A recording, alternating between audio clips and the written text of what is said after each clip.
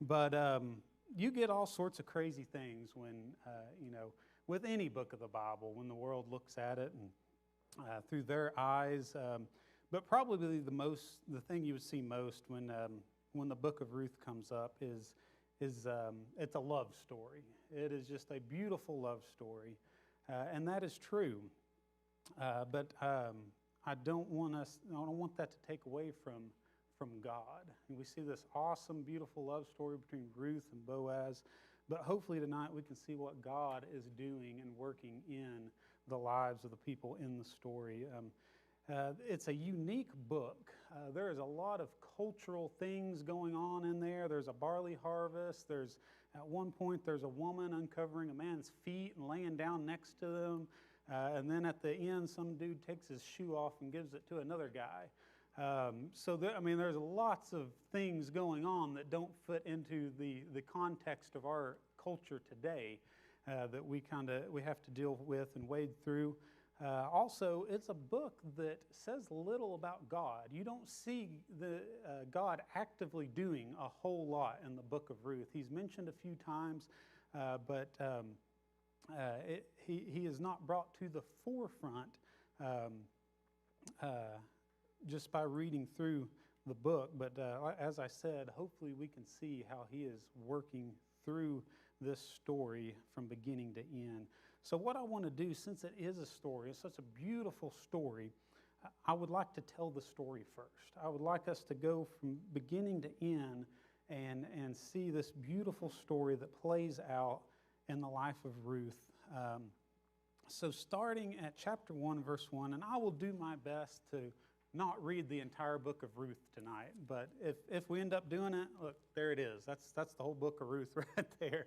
It's not very long. It's 4 short chapters, and I want to go through and hit most of it just so that we can see this full story that's playing out. So Ruth chapter 1, verse 1, in the days when the judges ruled, there was a famine in the land, and a man of Bethlehem in Judah went to sojourn in the country of Moab, he and his wife and his 2 sons. The name of the man was Elimelech, and the name of his wife Naomi. And the name of the 2 sons were Mahlon and Chilion. They were Ephrathites from Bethlehem in Judah. And they went to the country of Moab and remained there. But Elimelech, the husband of Naomi, died, and she was left with her 2 sons. These took Moabite wives. The name of one was Orpah, and the name of the other Ruth. They lived there about 10 years, and then both Mahlon and Chilion died, so the woman was left without her 2 sons and her husband. And so in any good story, it always starts out with a tragedy, doesn't it? Or some sort of trauma. Watch any Disney movie, and somebody dies within the first 20 minutes. There's a reason for that. It makes for a good story. It makes for this comeback, this turnaround. And we see that here in this story that Naomi and Elimelech have taken their 2 sons. There was a famine in Israel, and they said, there's food in Moab. Let's go there. And there's some debate, theologically, of whether it was sin for them to go to Moab or not, because Moab is a pagan land. They worship false gods, and so there's some debate about, well, did Elimelech die because God judged him for taking his family there, and that's not made clear in Scripture. Whether or not that's the case, but the facts we have is they went. Elimelech died. The 2 sons remained, and they took wives of Moab, and then they ended up dying. And so now we come into verse 6 with just the 3 women left. We've got Naomi and Orpah and Ruth. It says, then she arose with her daughters-in-law and returned to the country of Moab, and she had heard in the fields of Moab that the Lord had visited his people and given them food. So she set out from the place where she was with her 2 daughters-in-law. They went on their way to return to the land of Judah. But Naomi said to her 2 daughters-in-law, go return each of you to her mother's house. May the Lord deal kindly with you as you have dealt with the dead and with me. The Lord grant you that you find rest, each of you, in the house of her husband. So she's telling him, go back to your home, go back to your family. He says, I pray the Lord will bless you and that you will find new husbands. That word rest we'll see all throughout this book. That word rest means security, or in this context, marriage and a home and a family. She says, I want God to bless you with that rest. You're still young. Go back, find husbands of Moab, and live your life out among your family and among your people in Moab. And as we see, we won't read all of it, but most of us know the story. Orpah ends up agreeing and says yes, and she goes back to Moab. But Ruth says, I'm not having any of that. I am going with you. We see in verse 15, we'll pick up there. Verse 15, they're having this conversation. Naomi says, see, your sister-in-law has gone back to her people and her gods. Return after your sister-in-law. But Ruth said, do not urge me to leave you or return from following you, for where you go, I will go. Where you lodge, I will lodge. Your people shall be my people, and your God, my God. Where you die, I will die. There I will be buried. May the Lord do so to me, and more, if anything but death parts me from you. And when Naomi saw that she was determined to go with her, she said no more. So Ruth is determined. She says, where you go, I'm going. Where you die, I'm going to die. And the main thing, your God is going to be my God. She is committed to the God of Israel. Said, your people will be my people. Your God will be my God. I'm going with you. So they return to Bethlehem in Judah. Verse 19, so the two of them went until they came to Bethlehem, and they came to Bethlehem.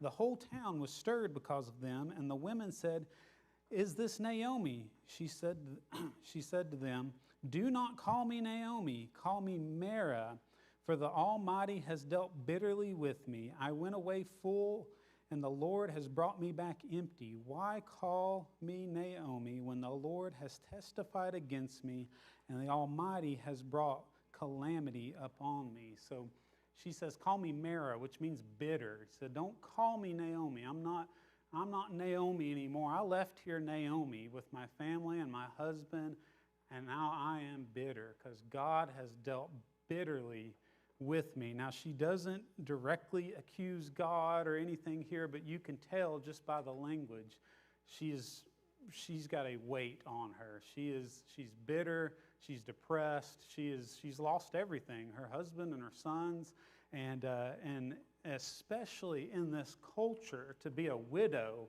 was a big deal. The husband, he provided. The men were the ones that went and worked and earned a living. And, as a woman without a husband and without a family to take care of you, without sons, you were in bad shape. You were not very high in the social tiers. And so she says, I left full and I have come back empty. She is at rock bottom when she comes back to Israel.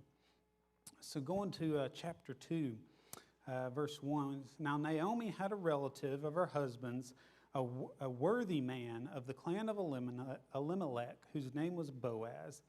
And Ruth the Moabite said to Naomi, let me go to the field and glean among the ears of grain after him, in whose sight I shall find favor. We see Ruth just continually amazes us that she, they get back and immediately she says, let me go to work. Let me go to the fields, and I will glean among the ears of grain. And she's doing everything she can to provide for her and Naomi. So she says in verse 3, so she set out and went and gleaned in the fields after the reapers, and she happened to come to the part of the field belonging to Boaz, who was of the clan of Elimelech. And behold, Boaz came from Bethlehem, and he said to the reapers, the Lord be with you. And they answered, the Lord bless you. And Boaz said to his young man, who was in charge of the reapers, "Whose young woman is this?" And the servants who was in charge of the reapers answered, "She is the young Moabite woman who came back with Naomi from the country of Moab." So we see here Ruth is gleaning in after the reapers. What she's doing, she's basically picking up the leftovers. They go through in the harvest, and you can kind of picture, if you've ever seen like they didn't have the big machineries back then, obviously, but have you ever seen the big machines come through a field, and they get up all the corn? There's always going to be a few ears left, at the bottom or on the edges, and that's what the poor would do back in the day. They would always come behind the reapers, behind those that have come and taken in the harvest, and they would get the leftovers or get those that have fallen to the side. And so that's what Ruth's doing here. And Boaz shows up and he takes notice and says, "Who's that woman? What's she doing?" And they tell him all about Ruth and what she's doing. And so in verse 8, Boaz said to Ruth, "Now listen, my daughter, do not go to glean in another's field or leave this one, but keep close to my young women. Let your eyes be on the field that they are reaping and go after them. Have I not charged the young men not to touch you? And when you are thirsty, go to the vessels and drink what the young men have drawn." Then she fell on her face, bowing to the ground, and said to him, "Why have I found favor in your eyes, that you should take notice of me, since I am a foreigner?" But Boaz answered her, "All that you have done for your mother-in-law since the death of your husband has been fully told to me, and how you left your father and mother and your native land and came to a people that you did not know before. The Lord repay you for what you have done, and a full reward be given you by the Lord, the God of Israel, under whose wings you have come to take refuge." Then she said, "I have found favor in your eyes, my Lord, for you have comforted me and spoken kindly to your servant, though I am not one of your servants." So, she just, that interchange is just awesome. Boaz, he tells her, you stay in my field for the rest of the harvest. We kind of read through this and might get the picture like this is one day, but this is several weeks of harvesting the barley. So he says, the rest of the harvest, you stay in my field, stay close to my young servant women. I have charged my men not to touch you, and you will be safe here. You glean all that you can glean. And Ruth is just overwhelmed by the kindness of Boaz. And Boaz says, "Hey, it's because of your devotion to Naomi, and you have left everything to come to a people that weren't your people and to serve a God that was not your God, and God will repay you for that commitment and that sacrifice you made." So going on, I'll pick up in verse 17. "So she gleaned in the field until evening. Then she beat out what she had gleaned, and it was about an ephah of barley, and she took it and went into the city. Her mother-in-law saw that she had what she had gleaned. She also brought out and gave her the food that she had left over from being satisfied. And her mother-in-law said to her, 'Where did you glean today?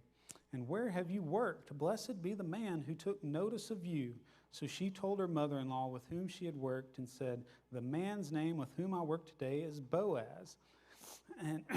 And you can almost hear Naomi get giddy right here in this portion of it. It says, his name was Boaz, and Naomi said, "May he be blessed by the Lord, and whose kindness has not forsaken the living or the dead." So Naomi also said, "The man is a close relative of ours, one of our redeemers." And Ruth the Moabite said, "Besides, he said to me, 'You shall keep close by my young men until he finished all the harvest.'" And Naomi said to Ruth, her daughter-in-law, "It is good, my daughter, that you go out with his young women, lest in another field you be assaulted." So she kept close to the young women of Boaz, gleaning until the end of the barley harvest, and she lived with her mother-in-law. So what Naomi points out, they don't get into it very deep yet here in chapter 2, but it says, Boaz, you ended up in Boaz's field. He's one of our redeemers. He is a close relative that is able in Israel to redeem the property and the wife of someone that has died. And so he is, we don't know what relation, a cousin or something like that, but he is a close relative to Elimelech, and has the ability to redeem Ruth and Elimelech and the Mahlon and Chilion, all their land and their property, and carry on the name of Elimelech. But we'll see more about that as we go. But Naomi, no doubt, gets very excited at the knowing that she happened into the field of Boaz. So in chapter 3, this is where it starts to get a little dicey. It gets really intimate.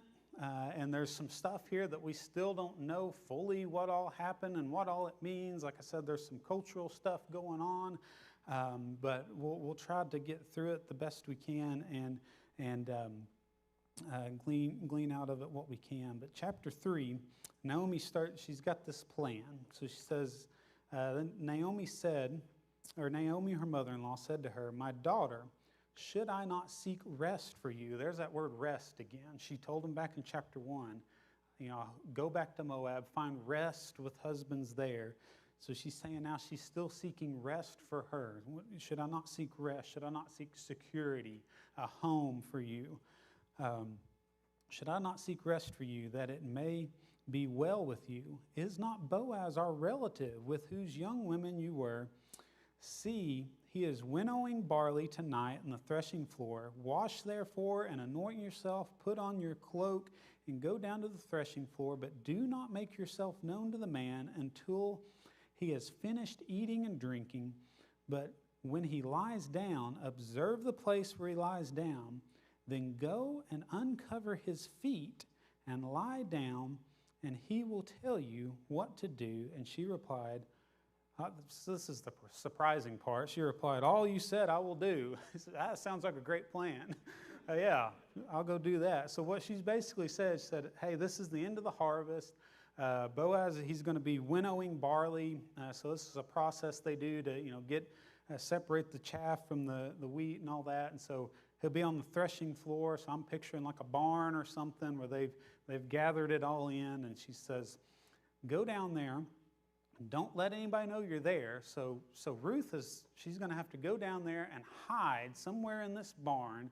She's got on her, it says to, put on your cloak to wash and anoint. So she's got on her best clothes and her perfume, and she's going to go down and hide. And it says hide and wait till he's done doing all that he's going to do. Wait till he eats and drinks and lies down and goes to sleep, and make note of where he lies down, because you don't want to do this to the wrong guy. He said, make note of where Boaz lies down, and then when he has gone to sleep, come out, uncover his feet, or some translations say his legs, his feet or his legs, uncover them and lay down next to him, and then he will tell you what to do. So she does it. We see in verse 6, she went down to the threshing floor and did just as her mother-in-law commanded her. And when Boaz had eaten and drunk, and his heart was merry, he went to lie down the end of the heap of the grain. Then she came softly, uncovered his feet, and lay down. At midnight, the man was startled and turned over. I'd be startled too if somebody had uncovered my feet and lied down next to him. So he is startled and turned over, and a woman lay at his feet. What'd he say? Who are you? There's this woman laying at my feet. And she answered, I am Ruth, your servant. Spread your wings over your servant, for you are a redeemer. So Ruth kind of lays it all out right here. Naomi had said, just uncover his feet, lay down at his feet, and he'll tell you what to do. Ruth took it a step further. As soon as he woke up, she says, I am Ruth, your servant. Spread your wings over your servant. Some translations say your garment, and that's where it gets, some people think it's, there's some more inappropriate stuff happening than is happening. She's not saying spread your garment, spread your clothes over me. She's saying spread your wings, just like we saw back in chapter 2, verse 12, when Boaz was saying, the God of Israel, whose wings you have come to take refuge. So we go back to that idea of rest and security and refuge. So she's telling Boaz, spread your wings over me. She's basically proposing to him. She's saying, I want to come into your family. I want to come into your rest, your security. Spread your wings over me, for you are a redeemer. And so what Boaz say to this? He said, may you be blessed by the Lord, my daughter. You have made this last kindness greater than the first, in that you have not gone after young men, whether poor or rich. And now, my daughter, do not fear. I will do all for you that you ask. For all my fellow townsmen know that you are a worthy woman.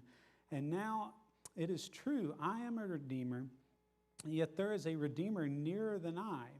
Remain tonight, and in the morning, if he will redeem you, good. Let him do it. But if he is not willing to redeem you, then as the Lord redeem you, lie down until morning. So she lays it out on the line. She says, you're one of our kinsman redeemers. Redeem me. She said, marry me, take me into your family. And he says, I'll do it. So I'll do it in a heartbeat, but there's a redeemer closer in relation than I. He's basically got dibs. He's got the first chance at redeeming Ruth and Elimelech's land. That's tied up in the redeeming too. It's not just the wife, it's the land and the possession and the inheritance. And so he says, there's this other redeemer, but if he won't do it, as the Lord lives, I will do it. So she comes back. She gets up early in the morning before anybody could see her, goes back home. So nobody has any idea this has happened other than her and Boaz. And she tells Naomi everything. And Naomi says at the end of chapter 3, verse 18, she replied, wait, my daughter, until we learn how the matter turns out, for the man will not rest, but will settle this matter today. She says, Boaz is serious about this. He's going to figure it out today. He's not going to wait to get this matter settled. So we come into chapter 4 and verse 1. Now Boaz had gone up to the gate and sat down, and behold, the Redeemer of whom Boaz had spoken came by. So Boaz said, turn aside, friend, sit down here. And he turned aside and sat down. And he took 10 men of the elders of the city and said, sit down here. So they sat down. Then he said to the Redeemer, Naomi has come back from the country of Moab and is selling a parcel of land belonging to our relative Elimelech. So I thought I would tell you of it and say, buy it in the presence of those sitting here and in the presence of the elders of my people. If you will redeem it, redeem it. But if you will not, tell me that I may know, for there is no one besides you to redeem it, and I come after you. And he said, I will redeem it. So there's been nothing mentioned of Ruth yet. He says, hey, Naomi's got this land, Elimelech's land. Elimelech's died. Me and you are the ones that can redeem it. You got dibs. Do you want the land? If you don't want the land, I'll take the land. The guy says, I want the land. That was a big thing back in the day. The more land you owned, the wealthier you were. And he's, yeah, no question. I'll do it. I'll take it. Verse 5, then Boaz says, the day you buy the field from the hand of Naomi, you also acquire Ruth the Moabite, the widow of the dead, in order to perpetuate the name of the dead in his inheritance. Then the Redeemer said, I cannot redeem it from myself, lest I impair my own inheritance. Take my right of redemption yourself, for I cannot do it. Things changed when Ruth came into the picture. He's like, I don't want to mess with my own inheritance. I was okay with the land, but I don't want to carry on Elimelech's name by marrying Ruth and having offspring to carry on the name. Says, I'm out. Now we come to verse 7. Sound kind of loud, I'm sorry. Come to verse 7. says, "And now this was the custom in former times in Israel concerning redeeming and exchanging. To confirm a transaction, the one drew off his sandal and gave it to the other, and this was the manner of attesting in Israel. So when the Redeemer said to Boaz, 'Buy it for yourself,' he drew off his sandal.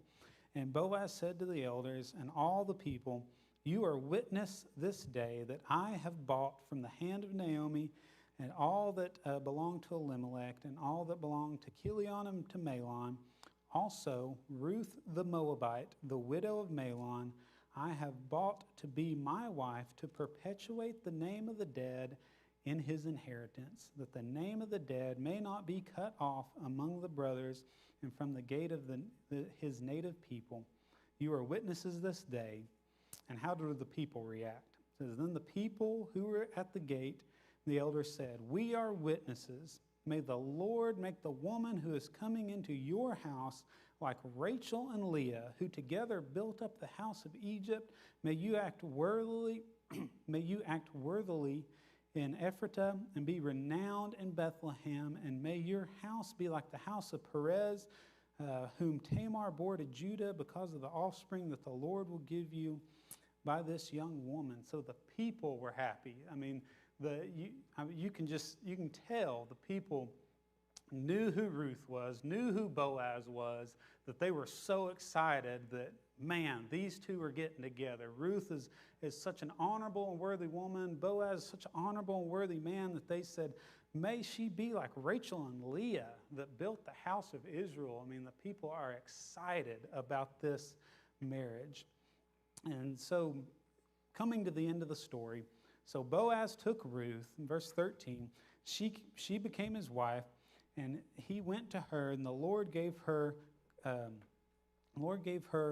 conception, and she bore a son. Then the women said to Naomi, "Blessed be the Lord, who has not left you this day without a redeemer, and may his name be renowned in Israel. He shall be to you a restorer of life, a nourisher of your old age. For your daughter-in-law who loves you is more to you than 7 sons, has given birth to him." And then Naomi took the child and laid him on her lap and became his nurse.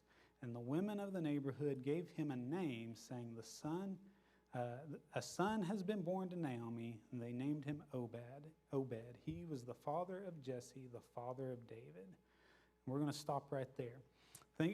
Sorry that I know that's a lot of reading, but like I said, I want to get through that story to do it justice and to see, man, it's really easy to just hop right in and get carried away with that love story and just Boaz and Ruth, but man, what God was doing behind all of that. First of all, and I'm going to go through this quick. First of all, let's see God's providence all through this book. I mean, you go back to chapter 1, and just the fact that there was a famine in the land that pushed Elimelech and his family to Moab. You know, of all places, they ended up in Moab. And then, of all things, after Elimelech died, the sons took wives of Moab, which that was definitely a no-no. You weren't supposed to marry, the women of the pagan nations, and there was never any restrictions put on things because of race, but there were spiritual restrictions. Don't be mingling with people that are idolatrous and worshiping the other gods. And so to take Moabite wives from the pagan country of Moab would have been a no-no. But still, God worked in that, of Mahlon taking a Moabite wife named Ruth to bring about all of this that we see. And so sending them to Moab, Mahlon ended up marrying a Moabite woman, then he dies.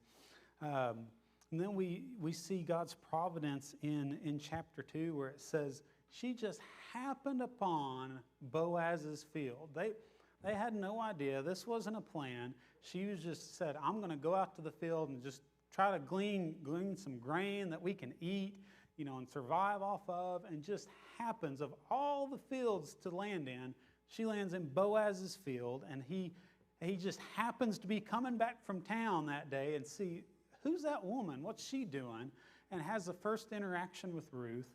And then, at the very end, right when we think it's all going to fall apart, we've got this other redeemer. Oh no, we thought, Boaz and Ruth are going to get married and live happily ever after. And Boaz says, wait a minute, there's another redeemer before me.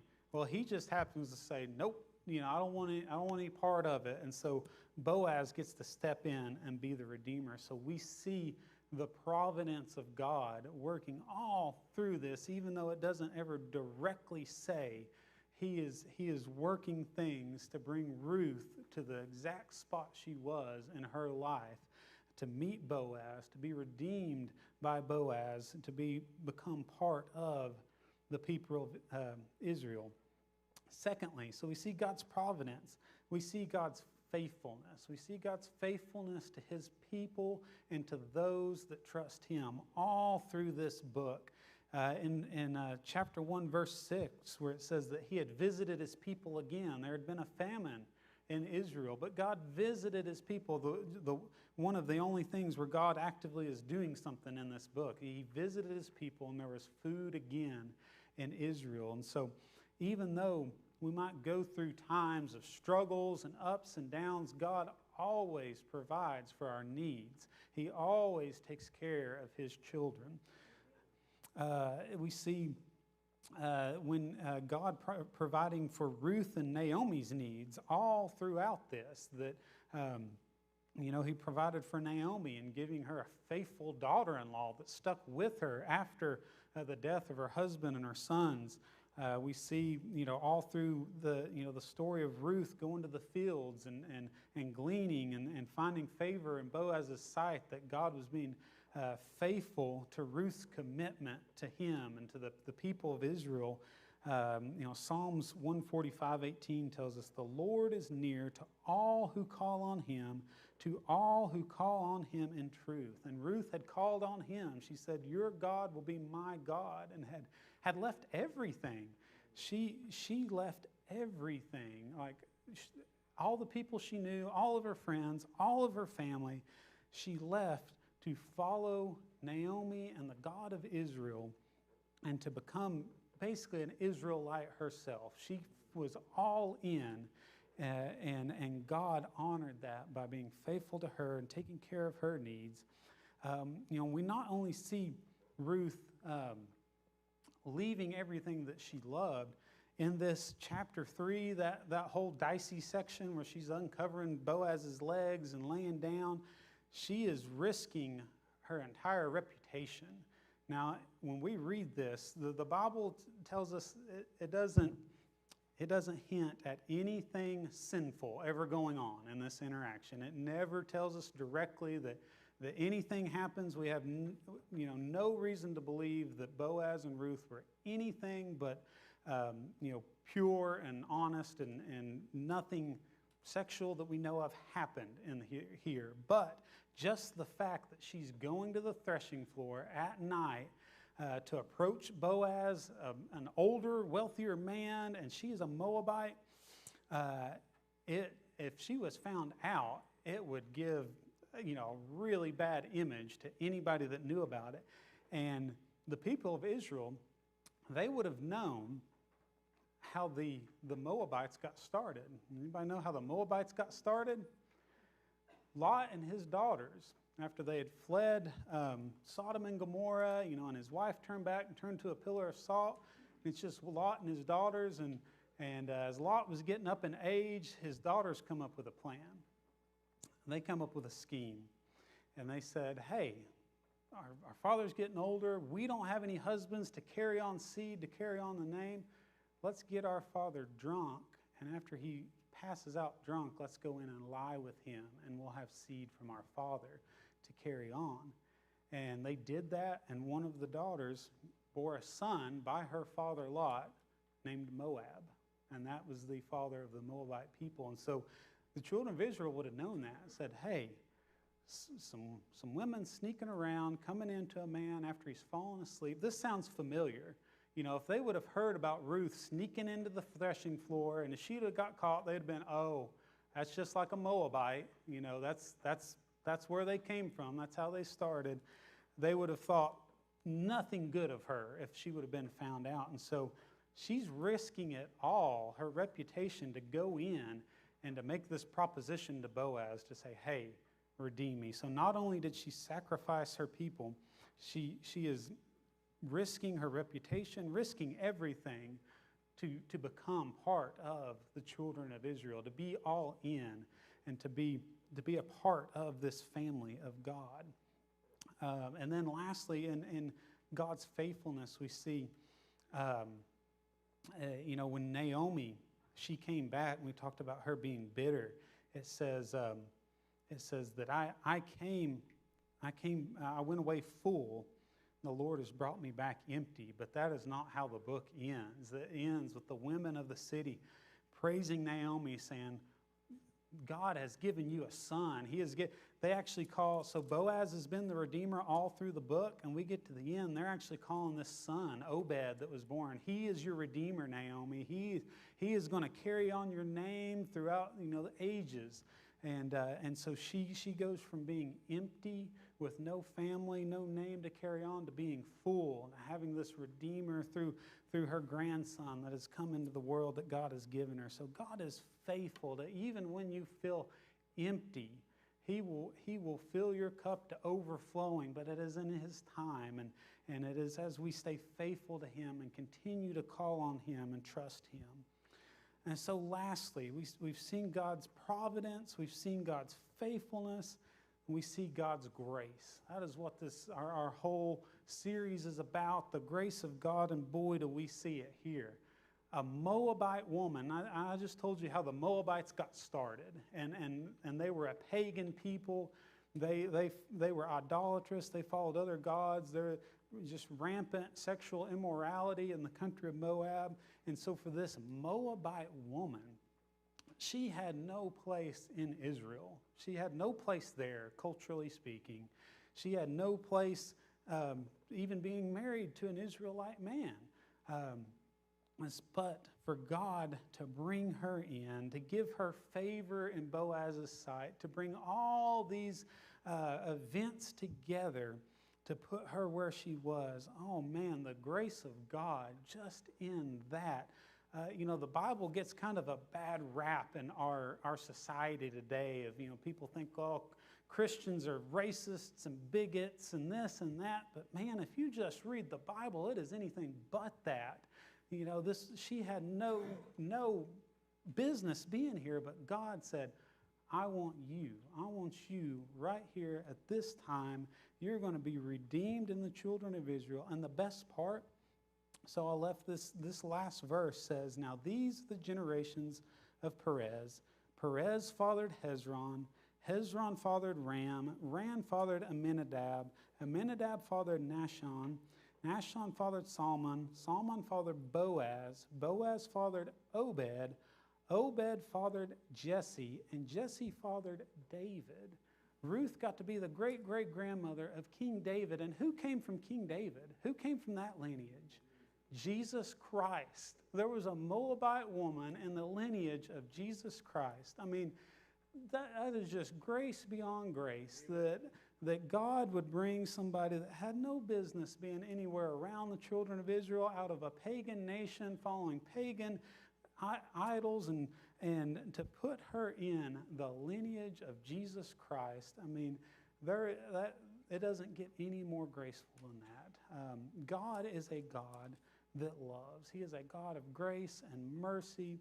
He is not a bigoted God. He is not a restrictive God when it comes to grace. He shows grace to all people of all nations and all nationalities. He is a God of grace. And so, lastly, I want to look at this. I want to just give you some application points. And so, to the lost, if there's anybody in here that has not tasted of this grace yet, has not come to God, we have a Redeemer. We have the kinsman Redeemer that we saw in Boaz. We have that in Jesus Christ. Amen. And there's three things that a Redeemer must be. A Redeemer must be a kinsman. We must be related. Jesus Christ. Philippians 2, it says, who, though he was in the form of God, did not count equality with God as a thing to be grasped, but emptied himself by taking on the form of a servant and being born in the likeness of man. He is a kinsman. He came in the likeness of man. He walked this earth as a man. We have a kinsman. We have a relationship in Jesus Christ. Secondly, a kinsman redeemer must be able to redeem. We see in Boaz and the other redeemer, they had to have the means to purchase the land. You can't be poor and redeem something. You have to have the means to purchase it and the means to bring that family and that wife into your fold.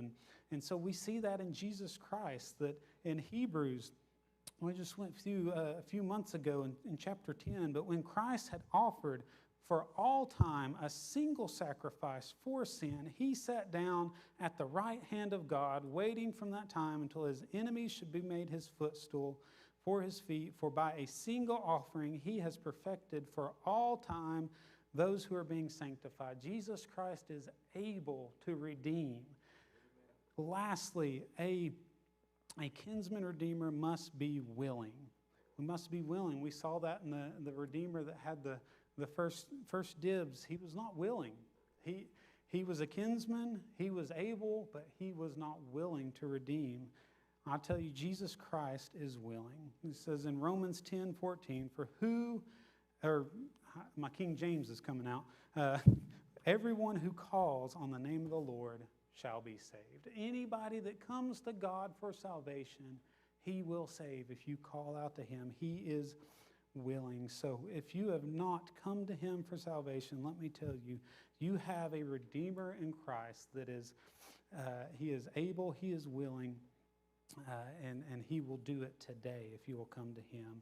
And to the Christian, remember that grace that God gave you when you were saved. Remember that you were just like the Moabite Ruth, living in the pagan land, following the pagan gods. You may have grew up in the church, but until you were truly born again, you were following your flesh. You were following the things that you wanted to follow. You were doing the things that made you happy. The only reason you are where you are is the grace of God. And remember that when we interact with the world. You know, we have been so divided in this country with this and that, and you've got to pick a side, and I see so much hate coming from people that call themselves Christians when we should have compassion. You know, a few weeks ago, I remember Zad giving the picture in Sunday school of if you saw a blind man trying to cross Broadway out here in rush hour traffic, would you sit back and say, "God, that big dummy, what is he doing out there? He needs to get off the road. He's going to kill somebody." No, you would go out there and try to help him, right? Hey, buddy, there's cars coming. Get out of the way. The world is blind. They need grace and compassion. They don't need us shaking our fist at them. We would be right there with them if Jesus Christ hadn't reached down and changed us from the inside. And so we need to love on our neighbors, no matter who they're voting for, what their political lean is, where they go to church. We need to love them, show them grace, and let them see the grace that was given to us. There's a lot of Christians not showing a whole lot of grace. They're not showing a whole lot of the fruits of the Spirit. And so if you have tasted of that grace, freely give that grace to those around you and tell them of the one that gave you that grace. So let's pray, and I don't know what we're doing after that, so I'll leave somebody else come up. Lord, thank you for just your word that you've given us. Thank you for the story of Ruth. I just pray, Lord, that you would help us to see the grace that you have given us.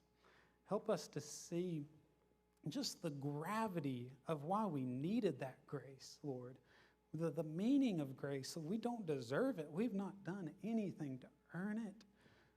Lord, I just pray that you would just impress that upon each and everybody's heart as we leave this place tonight, of just the amazing grace that you have shown us, Lord. You showed Ruth, a Moabite woman from a pagan, idolatrous people, that you brought in, and you gave a place at your table, the people of God, in the lineage of Jesus Christ, that we'll get to see Ruth in heaven one day, Lord. It is amazing that any of us will be there. It's only by your grace. It's not by anything in us that we will ever get to be in heaven with you. It's only by your grace and the death of your Son, Jesus Christ. So, Lord, I pray you impress that upon us tonight. Let us live in that grace and show that grace to others. We thank you, Lord, and we ask this in Jesus' name. Amen.